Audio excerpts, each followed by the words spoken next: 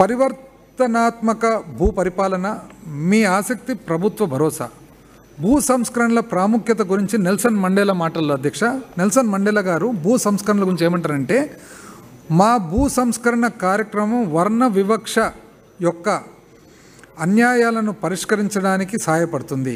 ఇది జాతీయ సయోధ్య మరియు స్థిరత్వాన్ని పెంపొందిస్తుంది. ఇది కుటుంబ సంక్షేమం మరియు ఆహార భద్రతను మెరుగుపరిచి ఆర్థిక వృద్ధికి కూడా తోడ్పడుతుంది. నెల్సన్ మండేలా గారి గురించి కూడా అధ్యక్ష బహుశా ఎవరికి చెప్పాల్సిన అవసరమే లేదు అధ్యక్ష. సౌత్ ఆఫ్రికా వాళ్ళకు స్వాతంత్రం వచ్చిన తర్వాత మొట్టమొదటి ప్రెసిడెంట్గా ఉంటూ, అంతకుముందు అధ్యక్ష ఆయన స్వాతంత్ర పోరాటంలో దాదాపు 27 సంవత్సరాలు కంటిన్యూస్గా జైల్లో ఉన్న వ్యక్తి అధ్యక్ష. తనకు కూడా నోబెల్ పీస్ ప్రైజ్ రావడం జరిగింది అధ్యక్ష. ఈరోజు సౌత్ ఆఫ్రికా దేశంలో ఫాదర్ ఆఫ్ ద నేషన్గా భావిస్తారు అధ్యక్ష. భూమిపై ఆధారపడి జీవిస్తున్న వారికి భూమి యొక్క అత్యంత ముఖ్యమైన ఆస్తి అయితే, గత ఎన్నో సంవత్సరాలుగా భూమి మరియు సర్వే రికార్డుల అస్పష్టత వంటి సమస్యలతో పాటు వివాదాలు మరియు వాద్యాల కారణంగా ఈ భూముల యొక్క నిజమైన ఆర్థిక విలువను నిర్ధారించడంలో పెద్ద అడ్డంకులుగా ఉన్నాయి. సంవత్సరాలుగా పాతుకుపోయిన ఈ సమస్యలను పరిష్కరించడానికి మా ప్రభుత్వం అనేక మార్గదర్శకాలను విడుదల చేయటమే కాకుండా అనేక పరివర్తనాత్మక చర్యలను చేపట్టింది.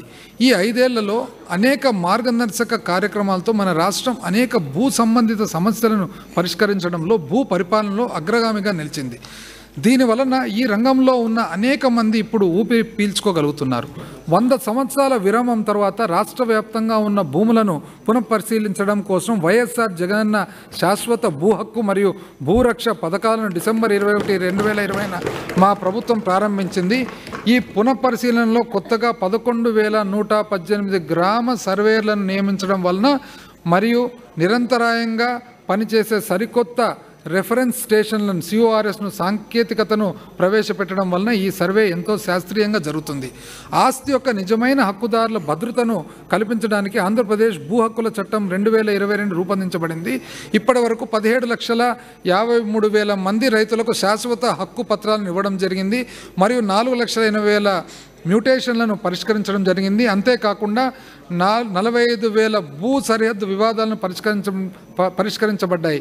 స్పష్టమైన భూ హక్కులను నిర్ధారించడం వలన భూముల యొక్క మార్కెట్ ధరలు నిర్ణయించబడ్డాయి మరియు భూమి తగాదాలను తగ్గించబడ్డాయి. దీనివలన ఆర్థిక వృద్ధిని వేగవంతంగా చేయగలుగుతున్నాము. ఇవన్నీ ఈ చట్టం చేయడం వలన సాధ్యమైంది.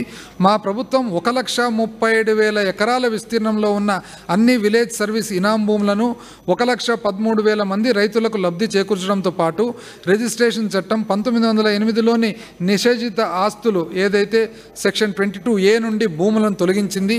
షరతు గల పట్టా భూములు 33,428 ఎకరాలు, 2,06,000 ఎకరాలు చుక్కల భూములు, 1,07,000 మంది రైతులకు శాశ్వత హక్కులు కల్పించడం, 1882 నుండి 2014 వరకు భూమి కొనుగోలు పథకం కింద 22,837 ఎకరాలు, 22,346 మంది భూమి లేని పేద షెడ్యూల్ కులాలకు చెందిన లబ్ధిదారులకు లబ్ధి చేకూరింది.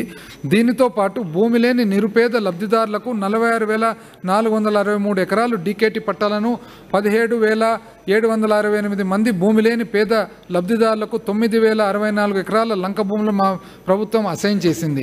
పైన పేర్కొన్న వివిధ భూ సంబంధిత కార్యక్రమాలను గమనిస్తే భూ యాజమాన్యాన్ని విస్తరించడం, సురక్షితమైన మరియు సమర్థవంతమైన భూ నిర్వహణ చేపట్టడం ద్వారా ప్రజలు జీవన ప్రమాణాలను గణనీయంగా మెరుగుపరచడం వంటి దూరదృష్టితో కూడిన లక్ష్యాలు మా ప్రభుత్వం యొక్క అజెండాను ప్రతిబింబిస్తున్నాయి. అధ్యక్ష, this requires a big round of applause అధ్యక్ష. ఇది సామాన్యమైన పని కాదు అధ్యక్ష, సామాన్యమైన పని కాదు. ఎక్కడ 100 సంవత్సరాల క్రితము సర్వే, ఎక్కడ 100 సంవత్సరాల తర్వాత, ఎక్కడ వివాదాలు, ఒక ఆస్తికి, ఒక వ్యక్తికి అధ్యక్ష మనం ఇచ్చే ఒక ధైర్యము ఈరోజు ప్రభుత్వమే గ్యారంటర్గా ఉంటుంది అధ్యక్ష. ఇది చాలా గొప్ప. నాకు తెలిసి భారతదేశంలో ఏ రాష్ట్రం కూడా ఈ సాహసము చేయలేదు, ఇది పూర్తి చేయలేదు అధ్యక్ష. ఉద్యోగుల సంక్షేమం అధ్యక్ష, ప్రభుత్వ విధానాల అమల్లో, ప్రజాసేవల అందజేతలో మరియు రాష్ట్రాన్ని అభివృద్ధి పదంలో నడిపించడంతో కీలక పాత్రను పోషిస్తున్నారు. పనిలో వీరి నిబద్ధత, మరియు నైపుణ్యం ప్రభుత్వ కార్యక్రమాలు సమర్థవంతంగా మరియు సుస్థిరంగా అమలు చేయడానికి ఎంతో అవసరమైన గుర్తించింది. మా ప్రభుత్వం గత 5 ఏళ్లలో 4,93,000 కొత్త ఉద్యోగాలు కల్పించింది. వీటిలో 2,13,662 ఉద్యోగాలు శాశ్వత నియామకాలు. ఇవి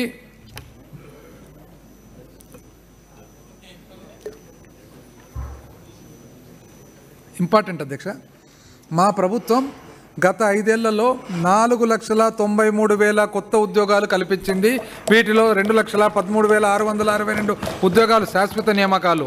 ఇవి 2014-19 మధ్యకాలంలో కల్పించిన 34,108 ఉద్యోగాల కంటే ఎన్నో రెట్లు ఎక్కువ.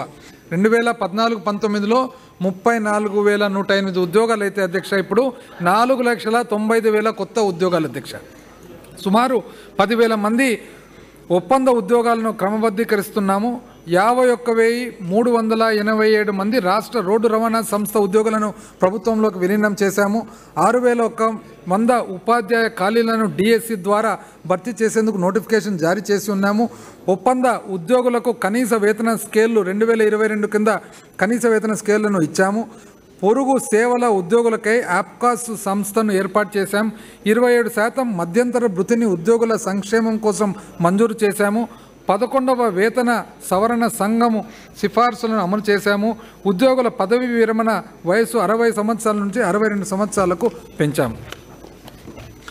ఆశా వర్కర్లకు, గిరిజన సామాజిక ఆరోగ్య కార్యకర్తలకు, పురపాలక పొరుగు సేవల ప్రజారోగ్య కార్మికులకు, గ్రామీణ పేదరిక నిర్మూలన సంస్థ సెర్ప్కు చెందిన విలేజ్ ఆర్గనైజేషన్ అసిస్టెంట్లకు, పట్టణ పేదరిక నిర్మూలన కార్యక్రమం మెప్మాకు చెందిన రిసోర్స్ పర్సన్లకు, హోంగార్డులకు, మధ్యాహ్న భోజనం పథకం కింద పనిచేసే వంట సహాయకులకు, అంగన్వాడీ వర్కర్లకు మరియు సహాయకులకు మా ప్రభుత్వం వేతనం పెంచింది.